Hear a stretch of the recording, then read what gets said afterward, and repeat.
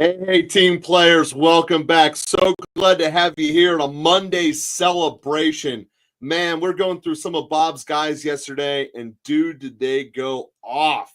There was some good stuff. We loved all your team players. Some of you guys had rough starts. Like, let's not face it, it was a shitty injury start to fantasy football. I mean, it still is. That's true too. But we were able to mostly recover and get a lot of love out of this.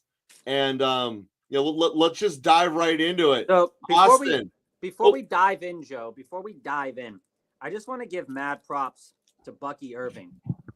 I mean, the guy injured his hip early in the game and finished as the top scoring PPR running back in most formats. So just give props to Bucky Irving, because coming out of the woodwork this season, people weren't even sure about him, and man, it's looking good.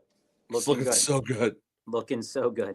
So, Austin, it's also looking good for you because Njoku ain't dropping 20. I think you got yourself a win, man, and you're cruising into that bye. Good stuff. Good stuff to be in. Yeah, I'm not big on Njoku tonight, but I think he could get 12, but 20 seems a little unreasonable.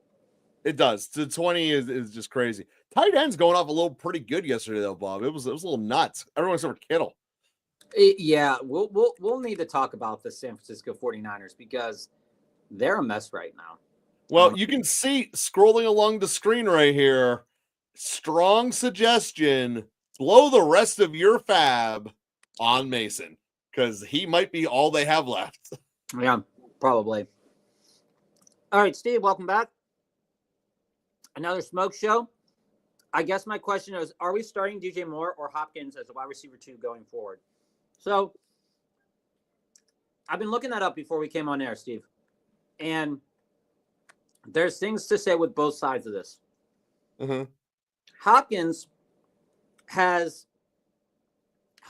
and DJ Moore both have a really good share of the targets being thrown by their quarterbacks. Now, the problem lies in this, is that when we look at Hopkins has about 24 high 20s in terms of first read targets. And the question I'd be asking myself when it comes to either of these players is, which targets do you feel are more valuable on a week-to-week basis? Because DJ Moore last week was set up to be very successful. And just like I said on air, talking with you and talking with Joe, is if they're going to pass for a boatload of yards or a boatload of attempts, the success that the wide receivers here will have is going to be unparalleled. Hopkins is having success, but he's running less routes than DJ Moore. But he has a good first read share. He also has a good amount of end zone looks. Okay. So I could go either way on this. I think as I sit here today, that my lean would be throw in DJ Moore because the running game just isn't working, and hoping that the amount of passes that Caleb Williams throws is going to be above 35. How do you feel about that? As we sit here at this point in the week, it's probably my lean too. Knowing that Kansas City tends to play it tight regardless of what Chargers team shows up, I think that's a very fair and respectable way of going at it. To answer your question, do I start Pacheco in the flex? I believe now it is time to fire him up. He's had that week to acclimate. He's had a couple of extra days here. I think this is all Pacheco time, and I will be starting Pacheco in a win or not get in situation. I can't believe it came to this in my primary league, but that's where I'm at. I'm going to win and get in, and Pacheco is going to be one of my flexes. Yeah, and Steve, to be honest with you, the only guy that I would even consider starting over Pacheco in my flex spot would be Hopkins. And I don't realistically think that this is the week that I want to bench Pacheco necessarily. And you're not. So I think that you've got to go with Pacheco here. But I will look up a little bit more as we go through. But the one thing that scares me, though, the Chargers have looked pretty good as a defensive unit in terms of causing turnovers. Okay. So they're number 4 in the league in terms of interceptions. Okay.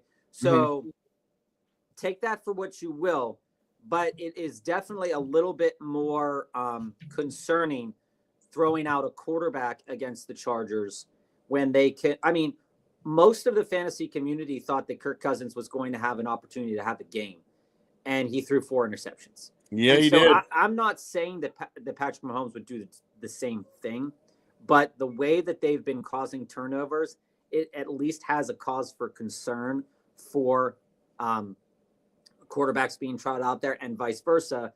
If they're going to be holding on to the ball, the Chargers, that is, then it's going to be less opportunities for the Chiefs. So I would tend to lean on Pacheco because they're going to want to get him or whoever's starting at running back the ball more to keep it out of the hands of Justin Herbert.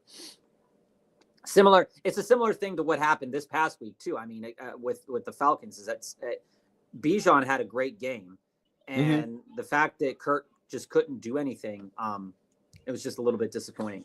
Jesse, before the season started, I point this out here. We had 2 old quarterbacks coming off of massive injuries, and history shows that when that happens, there's a less than 40% chance it's profitable. And my entire answer was the year's not going to end well for either the Jets or the Falcons. 100% happened on the Jets. Looks like Kirk's going down. The old guy doesn't recover bandwagon. It's funny you say that because I read a stat today. I don't know where I read it at. It was either on X or on Reddit or something like that. And it was like Kirk Cousins in the 2 games versus the Buccaneers looked amazing. Sure. Yeah. Every other game sucked. So I mean, it's been a pretty wild ride for. More an indictment on the Bucs defense, or yeah, it's definitely more of an indictment on the Bucs defense. I'll take that. I'll take that to the bank. Pardon me, Jesse. Would you drop Dell and QJ, or QJ and Addison for Westbrook and Mason, or Mason and MVS? Here's how I fall on this.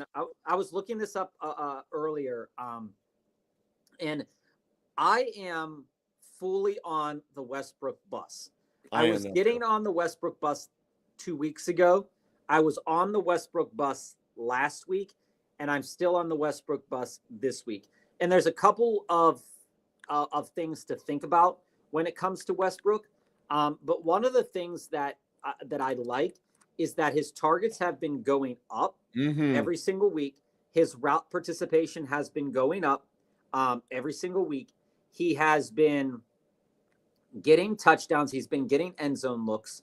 And the fact of the matter is that he's become a reliable threat for Will Levis. Granted, he's only catching 2-3 passes a game usually. But the targets are there. So here's the key difference. I want to put a comparison in, because people keep comparing to Christian Watson. It's a very apt comparison. When Christian Watson came on the scene, giant touchdown share relative to passes caught. Westbrook is doing that. But Bob just hit on the things that make him completely not comparable to Westbrook.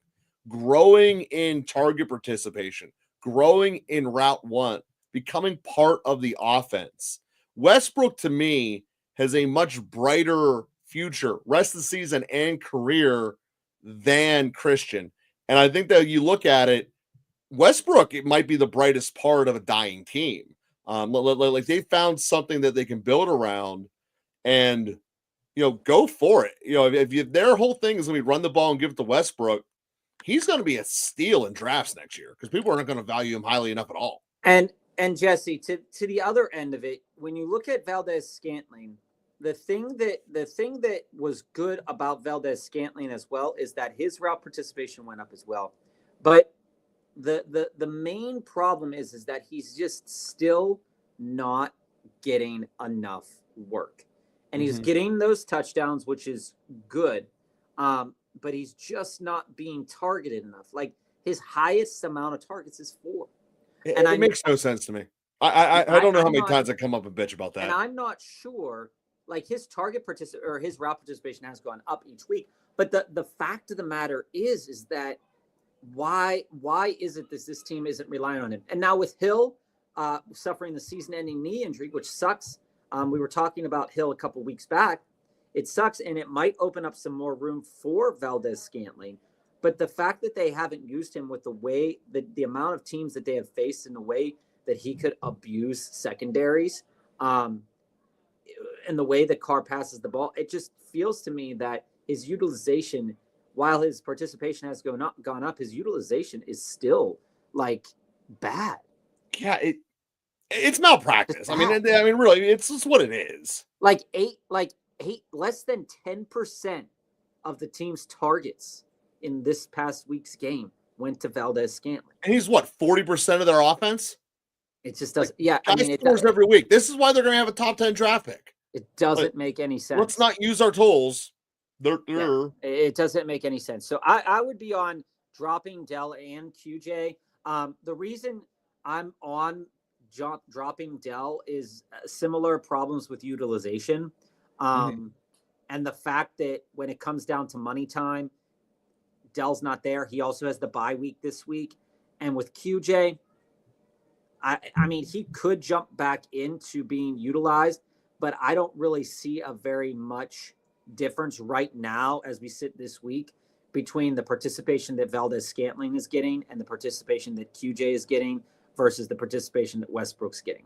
Westbrook's participation is much better. And so I mean, and it's been trending upwards in the right direction for 3 weeks now. So I'd be more inclined to jump in that bus. And I mean, when we look at this next week, it's the Jags. They've got the Jags much better. I mean, it's a good matchup. So I'd be willing to roll with that, to be honest with you. Dan, got Jane Daniels on bye next week. Which QB would you think is the better start streamer? So a couple different opinions about this. My initial lean is Aiden O'Connell. I know it's going to sound wild. It does. But Tampa Bay has been proven to be the most toxic room if you want to not give up touchdowns or passing yards to teams. Okay. And I don't care how bad Aiden O'Connell has been in the past against a decent enough Chiefs secondary in a game where they had to come back. He accumulated over like 35 pass attempts in that game and over like 250 yards, 280 yards, something like that, maybe even 300. And what I do know is that if they can get Brock Bowers rolling and get Jacoby Myers open, and hey, by the way, Trey Tucker looks okay, and the other guys that they have look okay too. But will he be able to catch the last snap of the game or blow the perfect chance to beat the Chiefs? I don't care if it's I'm not asking him to win the football game. I'm just asking him to put up points for my fantasy team. And if he's going to be able to throw the ball 30 times to basically a tight end who's going to catch the ball 12 times, I'm willing to put my hat in the Aiden O'Connell as we sit here on Monday. Granted, Will Levis's matchup is good too. Derek Carr's I don't like as much because their line isn't as good. They just lost a great weapon in Taysom Hill. So I would lean Aiden O'Connell, then Will Levis, then Derek Carr. And we can talk about more of that as we go through the week. But I think that Aiden O'Connell is a sneaky waiver wire. I'm going Levis all day on that. There's just no way around it. I've seen Jacksonville get torched and be torched dramatically. I'm not saying that Levis has as many weapons as Goff does with Detroit, but I also like the fact that it's on home. I think that Tennessee is not one of these teams that values the first pick overall more than a win, and I'm not sure that's true with Vegas. I think Vegas, given the choice, they would rather have the first pick than get more wins, and that's a cultural defect, but it is what it is. So that being said, I think you're much more likely to see Levis go unchained and try to prove something. That's the other fact. Of these three, the only one who's actually playing for a future of being in the league and being someone is Levis. O'Connell ain't, and Carr is what he is. Levis's story needs to be written. Is to a degree. But here's a fun little stat. Oh, I like fun stats. In the last 5 games, Will Levis has completed over 75% of his passes twice and under 60% of his passes 3 times. Aiden O'Connell has been above 60% almost every single game that he's played in this year. So, I mean, I think there's less, it's weird to say, I think there's less risk with Aiden O'Connell against a bad secondary versus Will Levis's team. I don't know. I like Westbrook Akine this week, but again, for both of these quarterbacks to be successful, they're going to have to pass the ball 30 plus times a game. And I think it's more likely that Tony Pollard will be able to run on Jacksonville and they won't have to pass it as much. Whereas Aiden O'Connell and whoever starts at running back, whether it be Abdullah or McCormick or Zamir White or whoever they have starting at running back now, I think it's less likely that they get a good look at those running backs than they do in the passing game. Because there's a very real chance that Tampa Bay could run it up early on them, and they're going to have to play catch-up mode the rest of the time. That's less likely to happen with this Jacksonville game. See, I want to give you this. This is a fast forward into the crystal future of this, and no one's going to see this coming, and it's going to annoy the hell out of it. Tennessee's going to win out the rest of this year. They played Jacksonville twice, and their only real game is Houston in a game that won't matter in the last week of the season. And then the entire offseason, ESPN is going to try to sell how Houston is the next coming of the Eagles. And it's going to be annoying, and that's what you're going to be stuck with. But that's what's going to happen. No, nobody's ever. Will Levis is going to look like a god during this period. Look at the teams they play, dude. Look at this. I know. Jacksonville, Cincinnati. Their hardest defense is Indy. I mean, come on.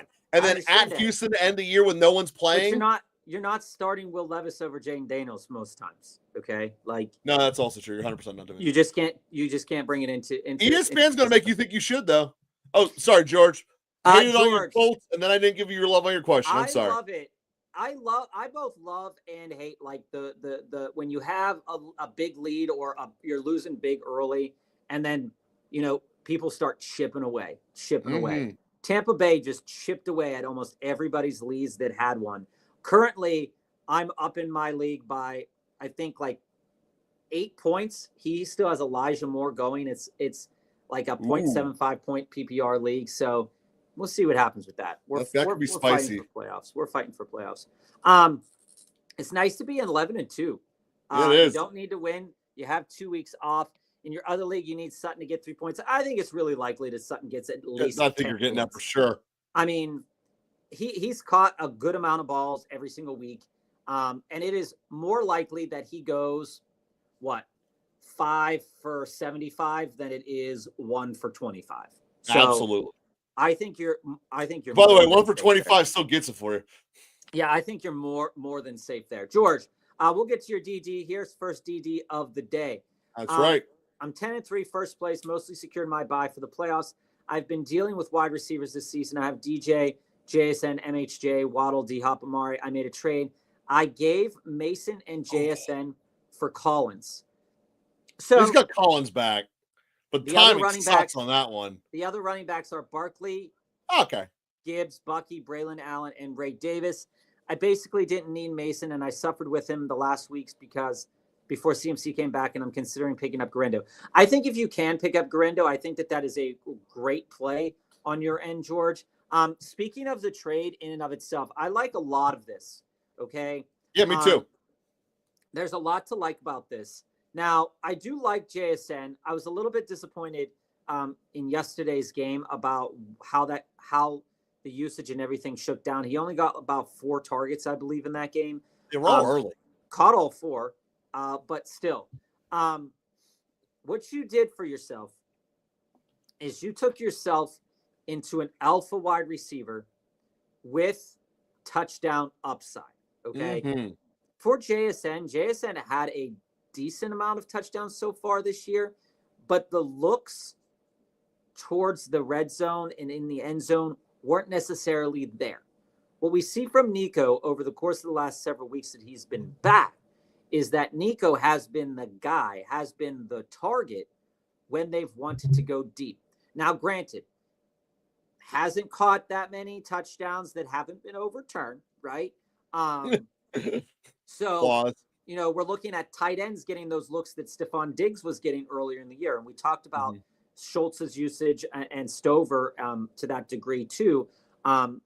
When it gets close to the red zone, that seems to be the space where that Diggs kind of wide receiver versus the tight end is being used. But what I like about Nico is give you super upside. You're sitting here then with DJ Moore. DJ Moore has a lot of usage upside if they decide to throw the ball a lot, which they are going to continue to do. Then you have MHJ, who has been a mystery for most people all year. Last week, I went on air saying that he doesn't do as good in zone. He ends up catching a touchdown, getting out, like 17 points or something like that in PPR. So he had a good game. But what you've done for yourself is you've taken that decision on a week-to-week basis out. It's not either JSN, MHJ, Waddle, or D-Hop. Now you're only questioning yourself, am I starting MHJ, Waddle, D-Hop, or Amari? And when it comes down to those decisions, you can then qualify that with which one of those guys for your league, George, has the best chance for a touchdown. So I'm looking at, is this guy being targeted in the red zone? Is this guy being called upon when asked on first reads? Are they designing plays for this guy? Is this a player that has the chance to score a touchdown, essentially, right? That's my starting point. Which one of the 4 guys on a given week is the best chance to score a touchdown? And it's either going to be D-Hop or MHJ. Then you got to take it through those other metrics and say to yourself, okay, well, if that's the case, where does this matchup dictate that? I think you made out stellar because you took that decision out. Now you're deciding between 2 guys on a week-to-week basis that do have touchdown upside in your league, which, if I'm recalling, is a standard league. So, I think that's really good. I'm all in for that trade. All in for that. How do you feel about it, Joe? No, I think it's a great trade. Again, I'm assuming you gave Mason after the injury was announced. That could be the only downside of his timing sucks, but you overall upgraded your roster exactly the way that you want to. It's not that bad. And then down to the comment that we got here, Trone, starting McLaurin or JSN over McLaurin, Bob broke it down. I mean, JSN should have had a better matchup. It wasn't the wrong call per se. It just sucks when things that don't work out the way you should. But there's no way to argue getting Collins on your team for JSN and Mason, especially if it was before Mason became the starter, was absolutely a smart and great thing to do. Right. Landon. Yeah. No. I just wanted to touch on Terry McLaurin for a moment, but we can move on and we'll hit this question when we get down there. I just saw it as I was going through getting up the other deep dives, which right now it looks like we have one more, and it's Jason. So Landon, up by 30.5. You have no one left. He has Bo and Njoku. Do you pull it off? My heart says yes. My mind says maybe, and my soul says hell yeah. Fuck Cleveland. So Bo was going into the weekend with some back soreness. So I ended up picking up Jameis Winston as well as a quick pivot if I needed to. I'm saying to myself, there is absolutely no run game in Denver. Yeah, it's Bo. Bo is the run game. So in my opinion, I'm not as bullish as Joe is about your chances here. I do think I think it's a 50-50. Legitimately speaking, I think it's a 50-50. I do think that Njoku has a good chance in PPR leagues to get 10 or 11 points. And I do think that Bo has a chance to clear 20. You need Njoku to do nothing. Pretty easily. I think he has a pretty easy chance to clear 20 against this secondary. So you're gonna need Cleveland to hold the ball, I think, a fair amount of this game. And that could happen. That Denver offense is so scary. Is that what you're telling me? But again, I do think it's more likely that the time of possession era will swing towards Cleveland, because granted, it's not the best running game, but they do have a better running game than Denver does. But again, with Winston, it's always tough to kind of feel how Winston's feeling in any sort of game, because he's always super jazzed up and happy, and then he could throw 4 interceptions and still be the same like happy guy that he was. I put your chances at less than 20%. Now, see, I put it at 50-50, Landon, but you need a very specific game script to happen. I just think it's going to nail it. You need Cleveland to do nothing offensively. Or you need Cleveland to throw to Jerry Jeudy, Elijah Moore, and and Cedric Tillman a lot more. And it's likely that they can. But I still think if Njoku passes 10 points, I think your chances go down significantly. Oh, yeah. Njoku needs to have less than 8. And I think he's going to have less than 8. I really do think. So hopefully that goes in your favor. Which defense and special teams would you be prioritizing adding for next week and potentially the playoffs, Dan asks. The Bengals, the Packers, or the Saints? All right, so couple things. Saints. Certainly not the Bengals. Saints are one of those teams where they don't feel fully trustworthy enough for me to trot them out on a week-to-week basis. But the matchup against the Giants is good enough, right? But I definitely I definitely don't like the matchup against Washington or Green Bay. Yeah. So I wouldn't prioritize picking up the Saints. The Packers, I'm not prioritizing the Packers either, because what you're looking at from Detroit and Seattle is both teams that can go in and rock the Packers in a couple different ways.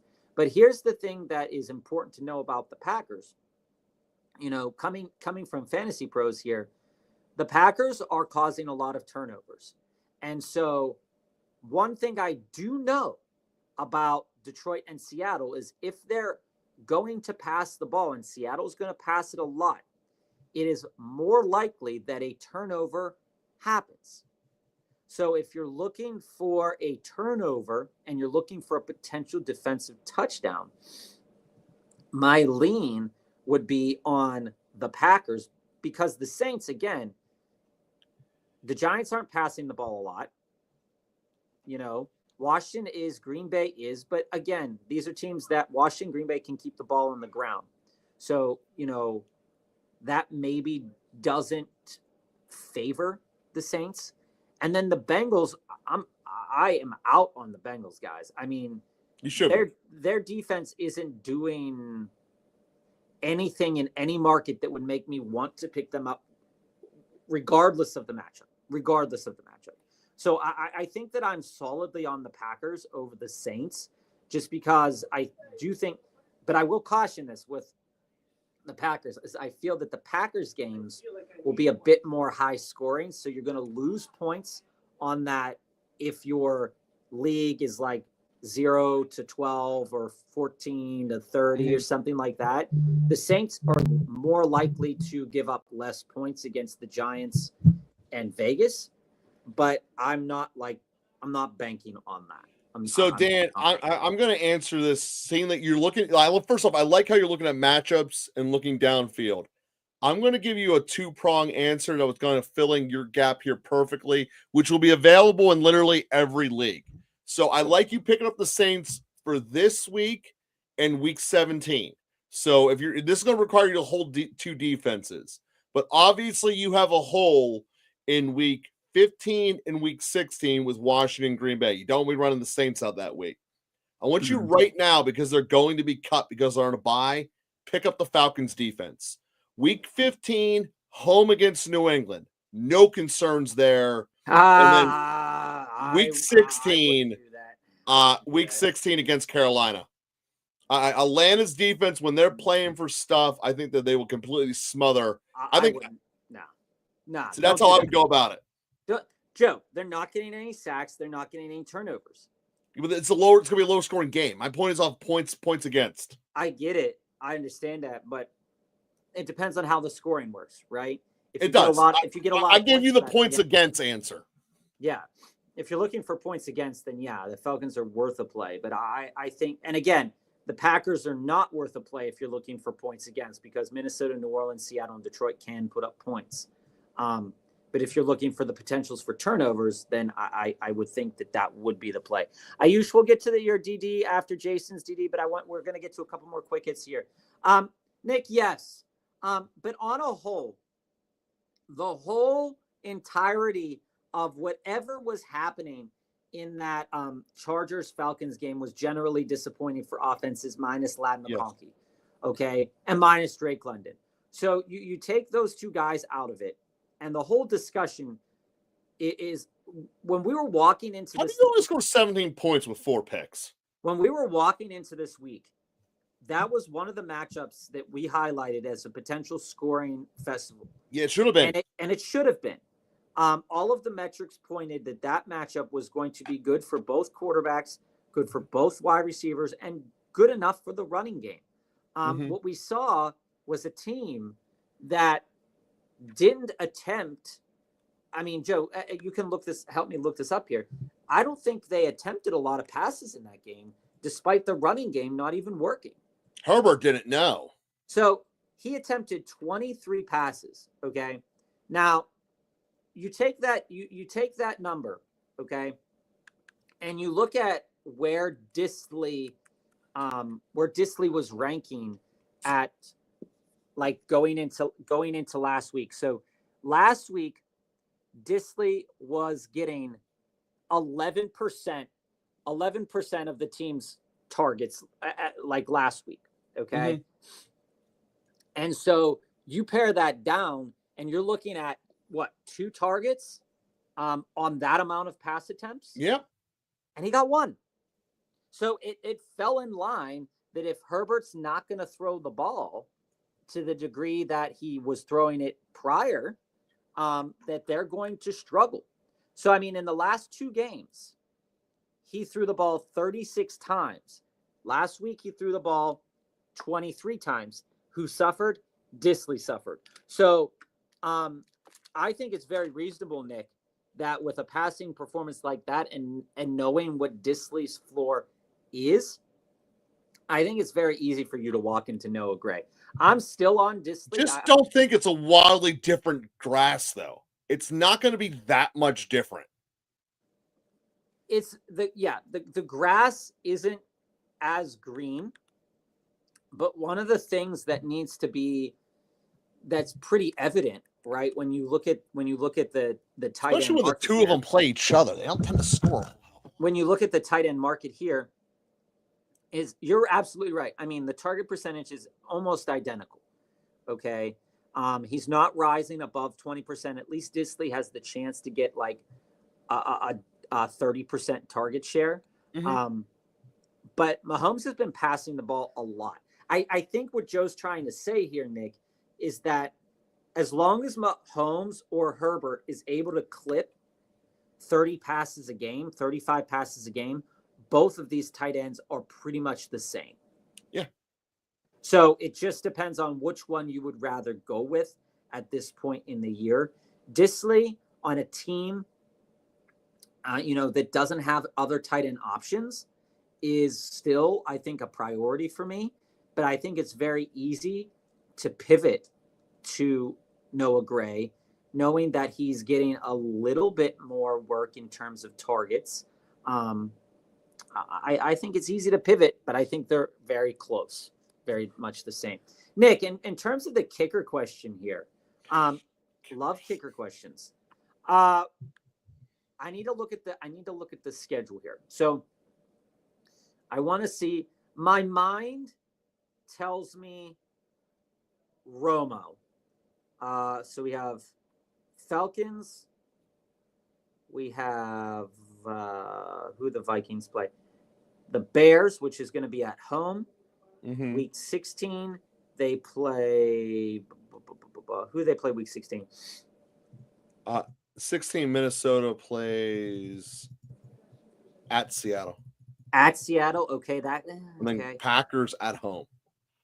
Okay, so I think I'm going with Romo because, granted, the drives for the Falcons have either ended with picks, so they're not getting as many chances to kick field goals here. I still think Koo is a really excellent kicker. Wright is in the right situation for him, but I think Romo has your best chance because he has a couple of games in domes. And when you look at the weather this time of year, the Seattle game, that could be a little bit iffy with the weather Seattle's been having recently. But I do think that Romo is going to continue to be valuable in this offense. Granted, he has a floor of like 5 points, but he does have a ceiling over 10 points. So take that for what it's worth there, Nick. And Nick, I do think I will want to see what Vele does tonight. But Joe, talk to us a little bit about Tank Dell, man. Talk to us a little bit about Tank Dell. Tank Dell's been one of the more disappointing players who I thought was going to pop off and didn't. When Diggs went out, I thought he was going to step up and succeed and take over, and it never happened. At first I was like, all right, maybe he just can't be Batman. He needs to be Robin. Like that's what he was last year when he blew up. All right, it's not working. Now that Collins is here, that excuse doesn't exist anymore. Yeah. So now it's like, what is going on here? I know that obviously Houston has struggles at offensive line. I still have hope for him, but it's now in the stage of I'm not starting him, I'm holding him hope. So it's I'm more disappointed in him than I am in Disley. Just I know Disley was a guy we were complaining about earlier. Who are you more disappointed with, Debo or Tank Dell? Oh, Debo for sure. I thought Debo was going to be a top 10 receiver this year. So his situation just did not shake out right. Nothing with the Niners shook out right. The Niners is a different disaster. Again, both of these guys should be doing off better between Debo and Dell. Your question is, should you drop Dell for Vele?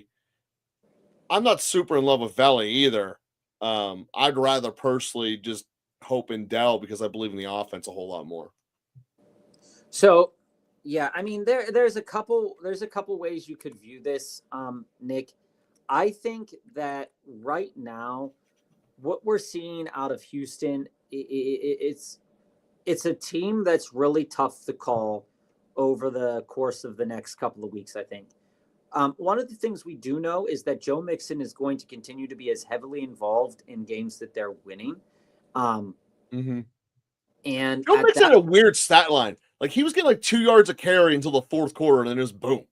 Joe Mixon it up again. So one of the things to keep in mind is that when you look at Vele, he's on a team that in order to continue to be successful is most likely going to have to pass the ball a decent amount down the stretch. And so I think it's perfectly viable to move into Vele.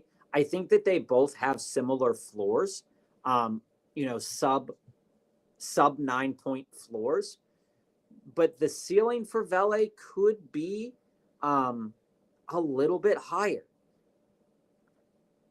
Again, we'll have to get a couple of weeks more of Vele. But yeah, I'd be willing to roll the dice on that, Nick. And I know it's a weird thing to do, especially Jesse here after trading Irving and Higgins for Dell early in the season. It's tough to go back and look at trades that we've done and we regret them because we've had valuable players and players were dealing with injuries and all that stuff. But again, when you traded these guys, Higgins was still dealing with stuff. Dell looked like he had the starting role, most likely was getting 9 targets a game. So it's something that when you look back in hindsight, it's a dangerous thing to do. But we definitely learned from our mistakes, and we learned, trading other options and stuff to think about where do we want our team by the end of the season. Jesse, you're absolutely welcome. Ayush, we're going to get to your DD in a moment. I just want to clear up some more of these quick hits, and we'll get to Jason and then Ayush there.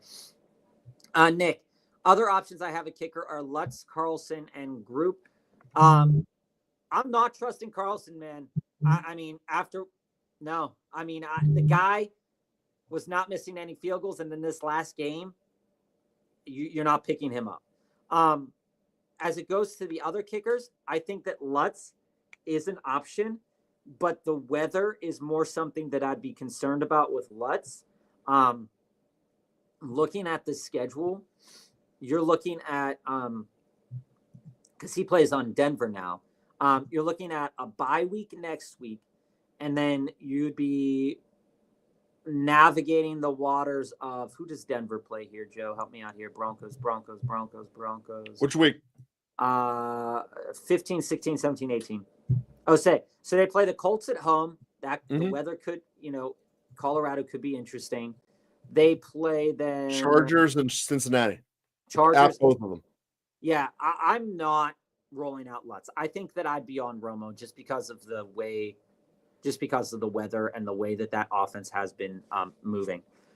I'm currently up 12.48 points and having Njoku and Broncos D going. My opponent has Veli. I should be looking at my 6 win in a row. I think so, Tron. Like I said, I think Veli's floor is like 5 points. That'd be like 3 catches, 25 yards, something like that. His ceiling could be 7 catches, 85 yards. But even with that in regard there, if Veli's doing good, that most likely means that the Broncos defense is doing good 100%. too, because Veli is their slot guy. So that means that they're moving the ball methodically down the field. Okay. So if that's the case, the Broncos are at least going to get you points in some of the other markets. So I like it. I like where you're at. You're going to pick 6 tonight. I think you did. It isn't a beautiful day in the Berg, Nick. It's like, it is. It's 31 degrees. It's cold. I had nosebleeds today because the air is so dry. Terrible. It's supposed to snow this week too. I'm not a fan of that. I live in a neighborhood that's on a hill, and I have an old Scion, so it's not really good at going down or up hills in bad weather. So Tyler, the issue here with Otten is that with Evans coming back, obviously that was a thing. We also saw a minor, not a significant, but a minor uptick in McMillan, which is the guy who's actually built body type wise to take over Godwin's role. So there's reason for concern with Otten. He's no longer the 100% slam dunk, don't need to think about it, keep it moving guy. A couple weeks ago, we suggested getting on the Jonnu Smith bus. Clearly, you didn't do that, Tyler. So that being said, we look at his matchups in the playoffs. Hard to get on that bus. Tampa still has amazing playoff lineup here, though. Mm-hmm. You got Carolina, Dallas, and who's the other one here? Green. I can't read right now. Week 15, they got the Chargers. Then they're at Dallas, and then they're at Carolina. So it's a really strong playoff lineup in terms of weak secondaries, with the exception of maybe that Chargers matchup there. But they got Vegas this week. This is, first off, in a week with six buys, you're not going to be able to get someone better than them. So ride them out against Vegas. I will say this, Joe. This is the concern for me. Just looking at the stat sheets. Mm-hmm. Since Mike Evans has come back, his first downs that he's gotten for his team have dropped. While Mike Evans was hurt and while Godwin was hurt for those weeks, he was above 10% of the time Baker Mayfield was looking for him on first down. Last week, 3%. The week before, 5%. So, and that's on the same number of routes. Yeah, and if you look at it, the reality is when those two went down, Otten was like the de facto number 1 guy. Now he's the number 3 because Bucky Irving has clearly cemented himself above Otten in terms of you got to give me the ball. So that's the other thing you're seeing within the numbers. My point is you're not going to be able to get Jonnu Smith at this point in the game. Who else are you going to get for this week that's going to give you anything near it? I mean, go get Conklin from the Jets? I mean, like, there's really nothing out there that you're going to be able to swap into. If you got stuff on your waivers wires, let us know. But, Tyler, I kind of think that you're in a spot where, at least for this week, you got to just take what you can get. And Vegas could be a whole lot worse than dealing with Vegas. Oh, here's the guys you can get. Kraft, Shoemaker, or Knox. I would take Kraft over him right now. Bingo. George just nailed it here. Okay. With him going down, this has opened up the chance for Juwan Johnson to be, your playoff superstar.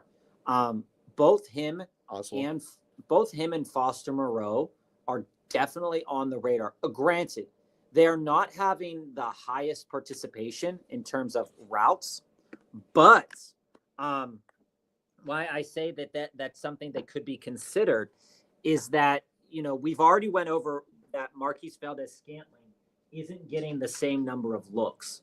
Mm-hmm. And so those looks are they're going to have to go somewhere. I mean, I know I say this over and over again. Yeah, but the Saints aren't capable of giving the person who should get the ball. So maybe Juwan Johnson is exactly the person they'll give it to instead. He gives you like 3 games a year, and maybe they all happen at like the end of the season. They do. So maybe this is it. So I'm not totally sure. I'm saying I think that he's worth considering at the very least, Tyler, if he's there. In terms of these other options, Kraft is still in the discussion. A team that passes the ball a decent amount I'm always going to look at pass catchers for players that are for quarterbacks that are going to throw the ball a decent amount. Okay. You're never going to turn me away from a pass catcher that way. Schoonamaker, continue to monitor the concussion by Ferguson. I think that he's also worth considering adding. And I'm not on the Knox bus right now. Not on the Knox bus right now. All right, let's go hit a DD because we haven't hit one in a while and they're starting to build up. So Purdy, AR-15, CJ, Tua, Caleb, May, Gino, rest of the season. Who should I play based upon the weekly matchups? That's a lot of options, which I prefer. I love Levis. His rest of the season, he doesn't play anyone.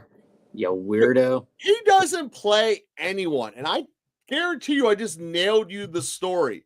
Will Levis is the most up-and-coming young quarterback. Oh, they're going to Desmond Ritter this? They're going to still do it. Dude, look, he's playing Jacksonville twice and the Bengals.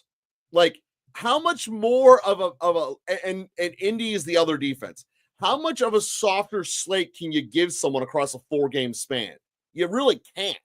So when we look at it from the perspective of the team actually wants to win, they're going to be playing teams that are actively trying to lose. I mean, Jacksonville's a broken team. You get them in your league championship and you get them to get into the playoffs. That's a great starting spot. Cincinnati is done beyond done, and even before they weren't, they couldn't cover anyone. They allowed points like crazy. So, realistically, the only game they could potentially lose is that Indianapolis game, and Indy is the most 500 team possible. So if they're 1 game over, they will lose that one. It's just what they're doing. I don't know why, but it is what it is. So I would take Levis because he's chucking it. He has the easiest slate to go through. And yeah, I can understand the optimism for the other ones, but when the butter's been on the counter all day, start spreading it and use it, man. So I love that. That's weird. But I have three looks on this, Jason. Now my first look is Tua. Okay. Going into the next couple of weeks, they have the Jets, they have the Texans, and they have who's next on there? 49ers. Now, while on paper the Tua matchup versus the Texans could be a good one, the Texans are susceptible to a little bit more of a deep passing game, which Tua doesn't have right now. So I'm a little bit nervous with him against the Texans because he's most likely going to have the yips, especially with a decent enough pass rush from Houston. I worry about them shutting him down. So I would lean Tua at least this week. I think is a nice week to start Tua. If you're looking for a guy to start and he happens to be on your waiver wire, I do think that Tua has a good week this week against the Jets. But again, both the Jets and Houston are susceptible to those deep balls, which he's not throwing. If he's able to manage to get a deep ball in there, I think that he could have a relatively successful time. I could get, and I like Will Levis. Like, I don't don't want to undertalk Will Levis right now. He has looked good enough over the last several weeks. The completion percentage wasn't there this week, so that's a concern. But the yardage is there.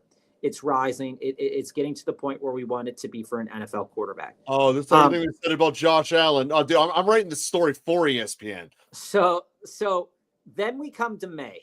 I'm not on May. He has the bye week this week.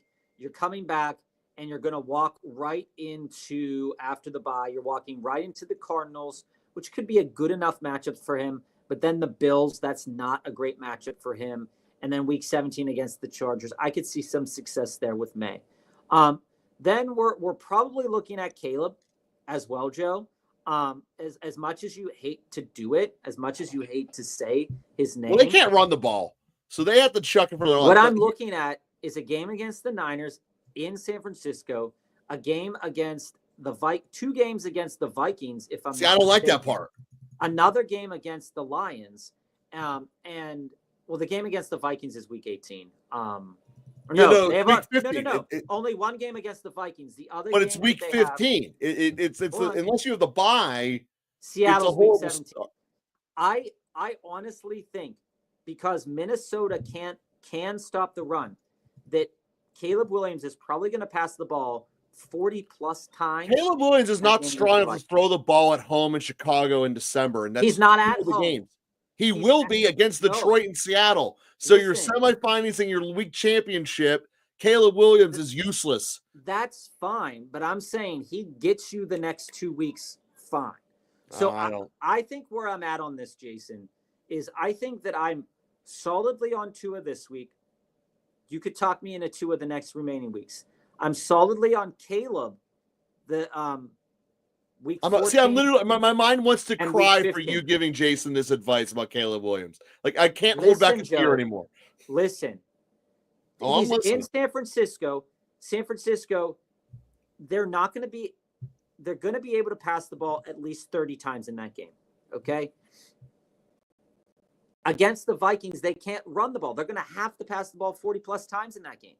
I don't know how Caleb is going to do, but I do know the opportunities to be successful will be there. Okay. Mm-hmm. And I'm not under talking Will Levis. I think that Will Levis is a great start, but I'm also not willing to continue to walk into these bad matchups and think that quarterbacks are going to continue to excel, especially average at best quarterbacks. Okay. So looking at opportunities, I think that Caleb Williams will be able to pass the ball more because the way that the Tennessee Titans will be able to win games over the course of the next couple of weeks might be just through running the ball. See, I don't subscribe to that. I don't subscribe to that at all. That's why I was on Detroit the day that every single in the world scored and everyone was afraid of playing them all. I don't subscribe to that. You go, you win. They need to make Levis a star, and they're going to do it. That's fine. They also need to make Caleb a star. Ayush, let's but dive here. He's not capable. This is the team that you have. You're very mad that you dropped 144. It's rough to drop that many points and then lose to the guy with 160, and they're on the other side. You've lost them already. Bucky showed out. I mean, it was an amazing game for Bucky. I'm 8-5 now, by the way, and I got another guy to agree for a guy to give me Amon-Ra and Addison for Tyreek, Tracy, and Kraft, and it got declined super fast by the entire league. Half of them would let it slide, but they are mad at me for not including Saquon and Chase Brown in trades. You shouldn't have to. That's a fair trade the way it was. Yeah, I mean, it seems like, Ayush, that your league mates are just butthurt that you are putting together a really good team, and they don't want you to do that. And I mean, that is perfectly a viable thing that most leagues do. I just don't like it. You should have vetoed trades because of it. I just don't like it. I have the Chargers in Detroit deep. So I want to talk about this for a minute. So just based on the trade discussions, Ayush, when we look at leagues and when we look at league mates who are declining trades, they're doing it because they know that trade's making your team better. And, it's not necessarily making whatever team is getting those other players worse. I mean, they're getting a number a solid number 2 running back, if not number 1 running back for some teams. They're getting Tyreek Hill, who has reverted into a wide receiver 2, wide receiver 3. And you're moving into, and you're giving up a tight end who is capable of producing tight end 1 numbers. And you're moving into a wide receiver in Addison that is going to have up and down games based on volume, and a wide receiver in Amon-Ra, who we just saw this week put up 9 points, which wasn't his best game that he's had on the season. This is a fair trade. People get walked into these trades, and they veto trades based on players' names, but not based upon situations. Like, this is a fair enough trade. If anything, I feel like you are giving more than enough for just Amon-Ra.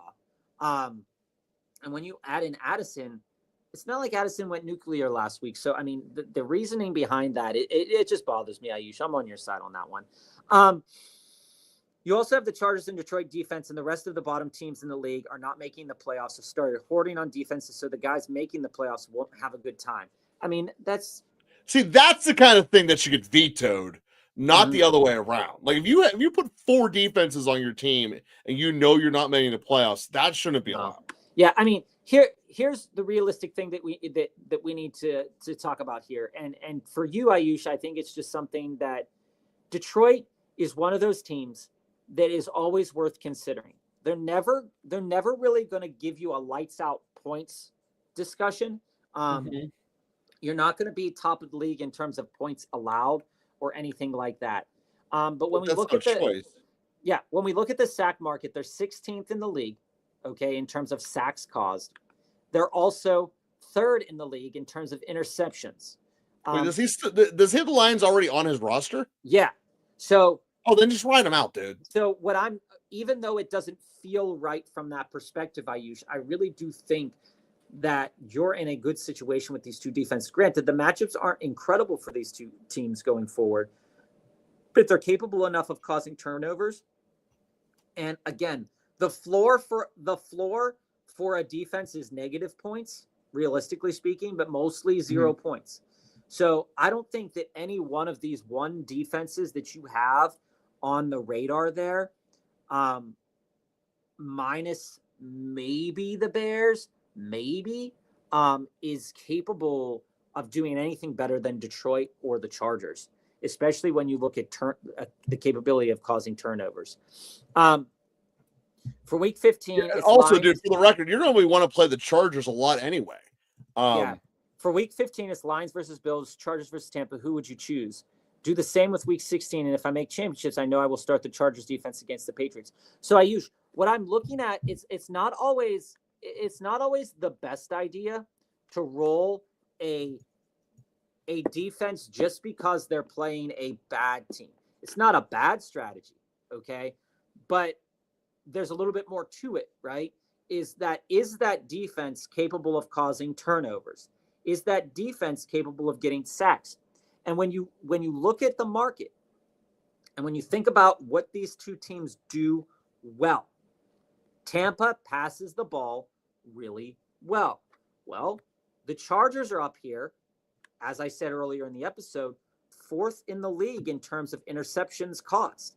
So against a team that passes the ball well, yeah, you're not in the market for that points against scenario that we were talking about earlier when Joe was talking about ways to choose defenses, but the market is there for turnovers.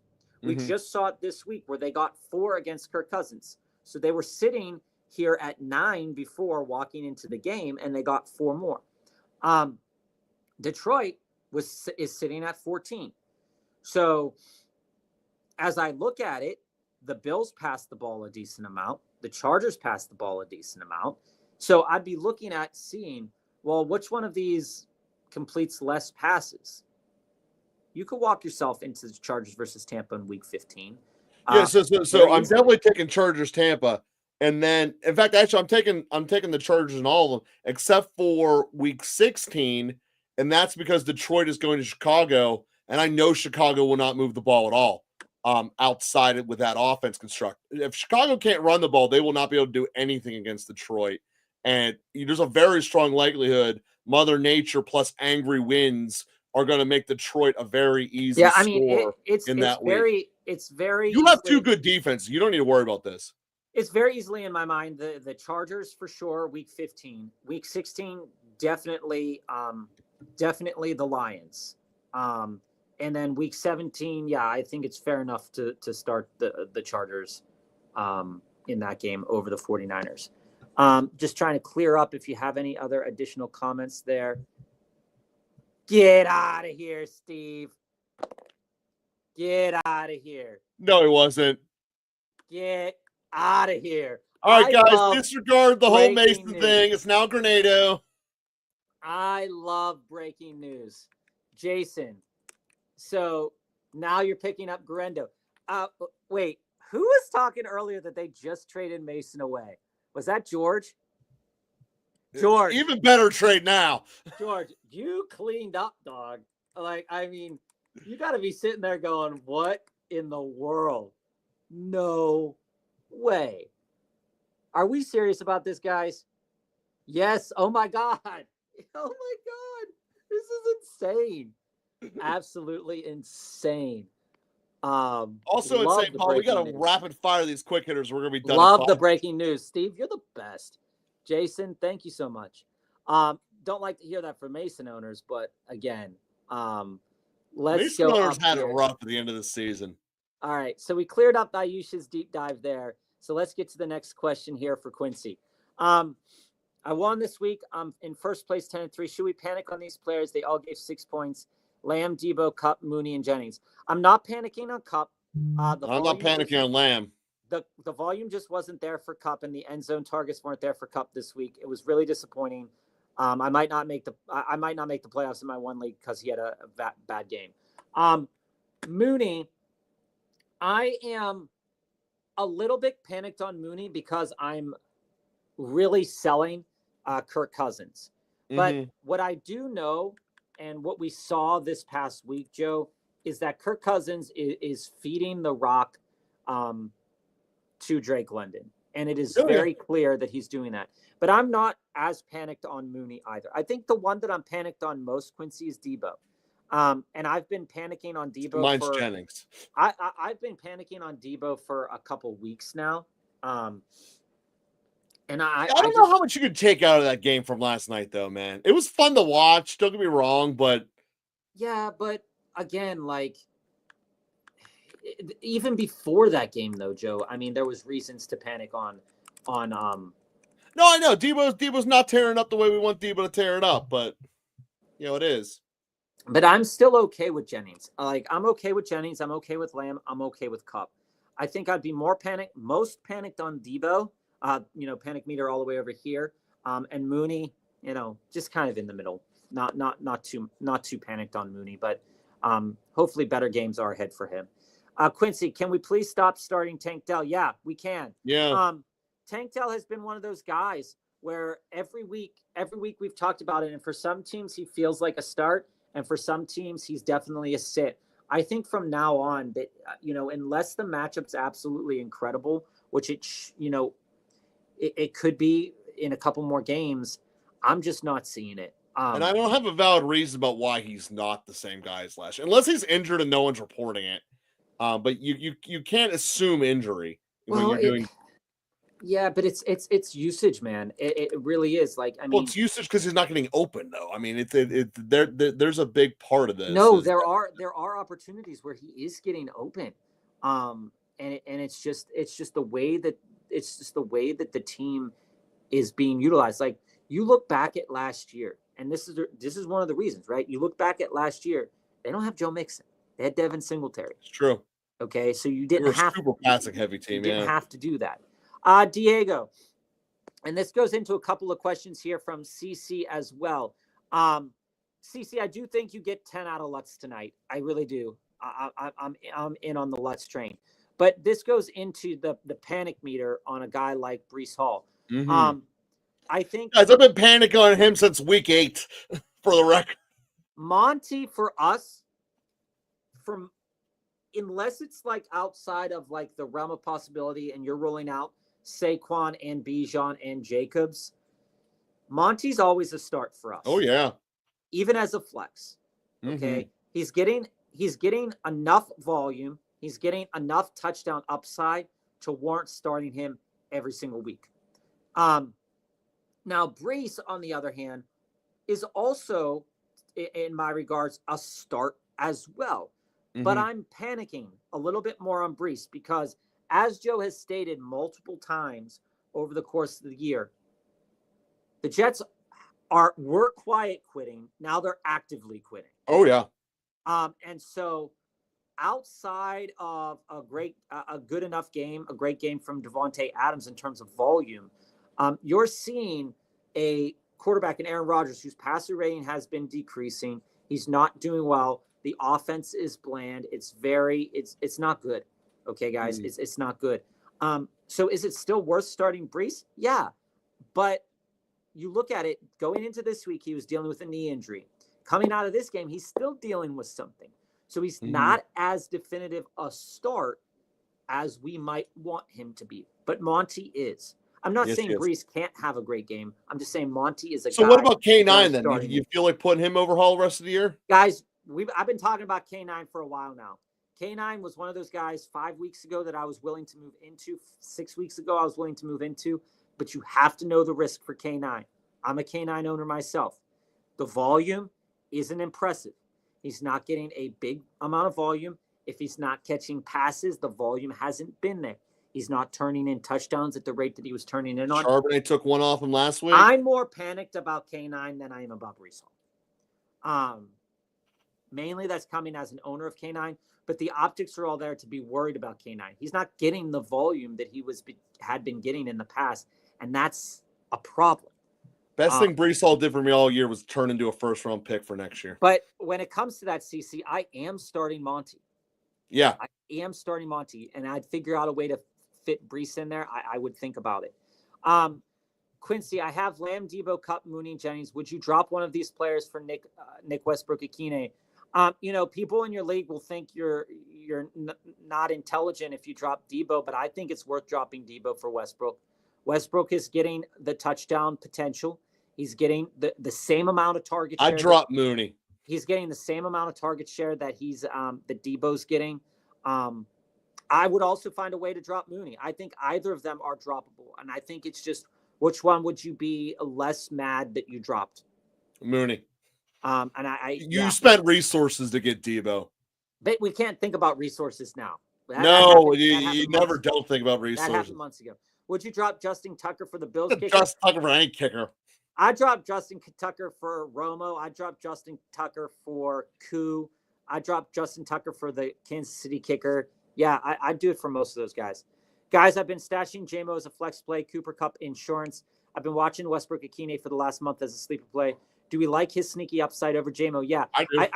Both of these guys have enough upside, okay? But the one thing that we do know is that Dan Campbell took JMO out of that game because he was being an idiot. And JMO has more of a chance to be an idiot than Westbrook-Ikhine.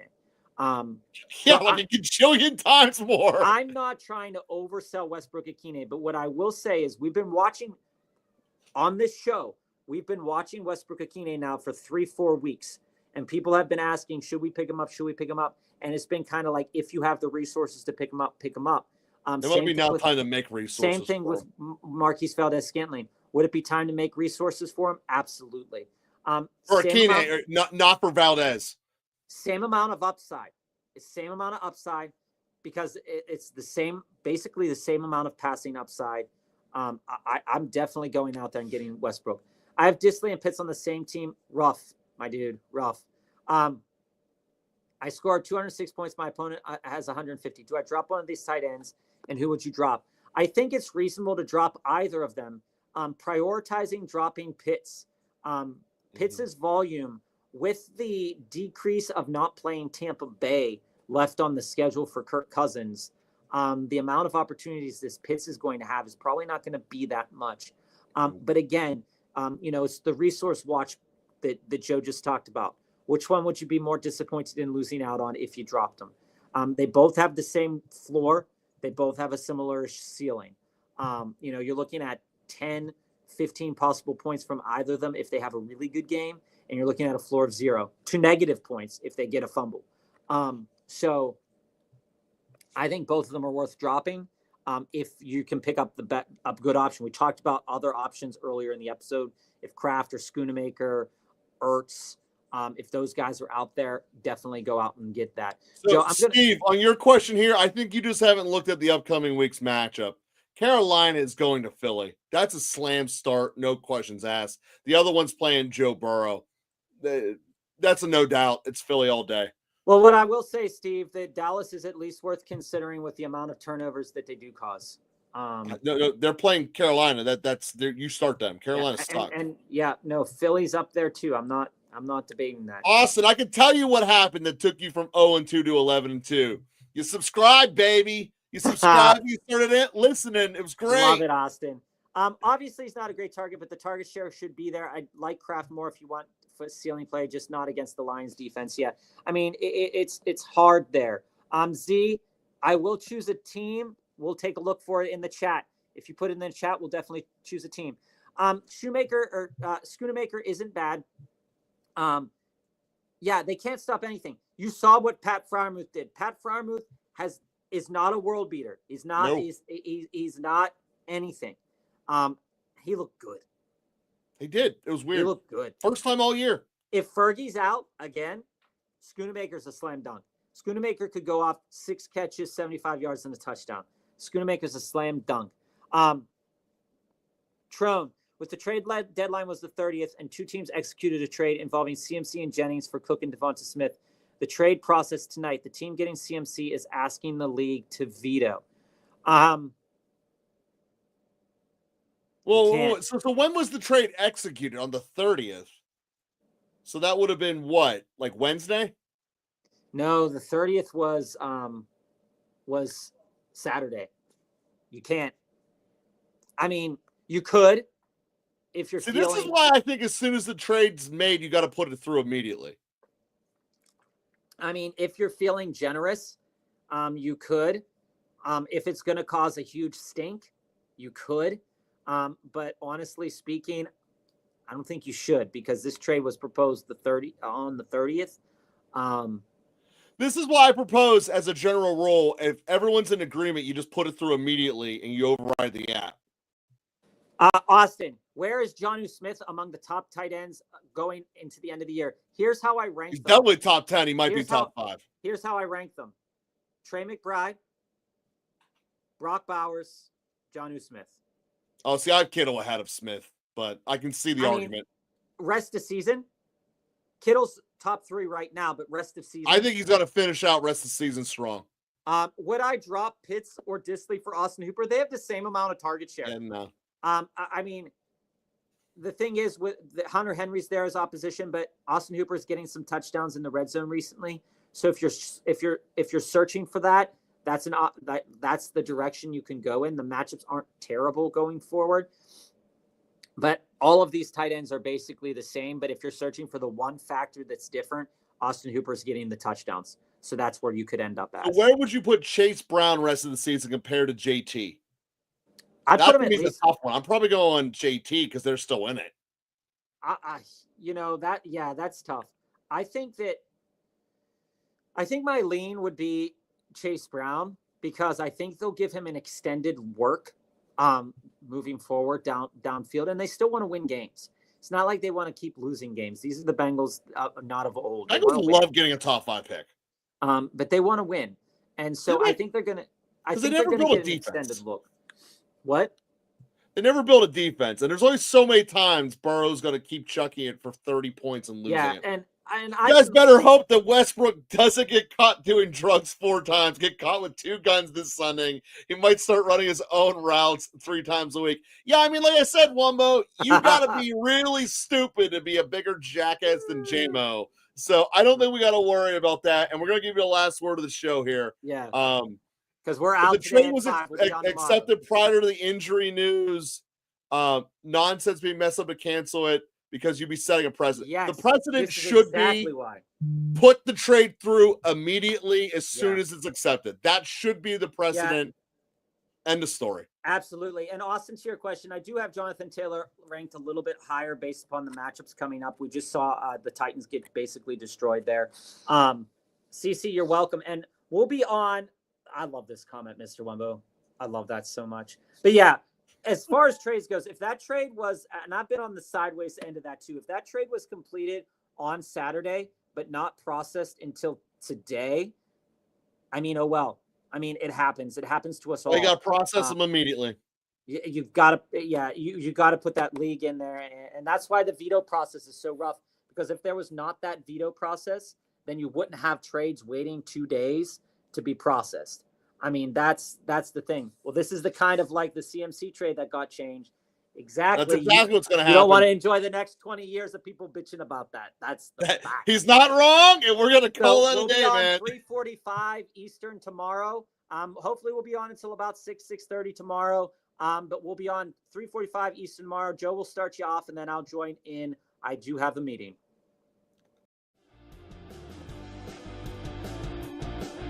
Welcome to Local Football Flavor, connecting the fan bases of the NFL.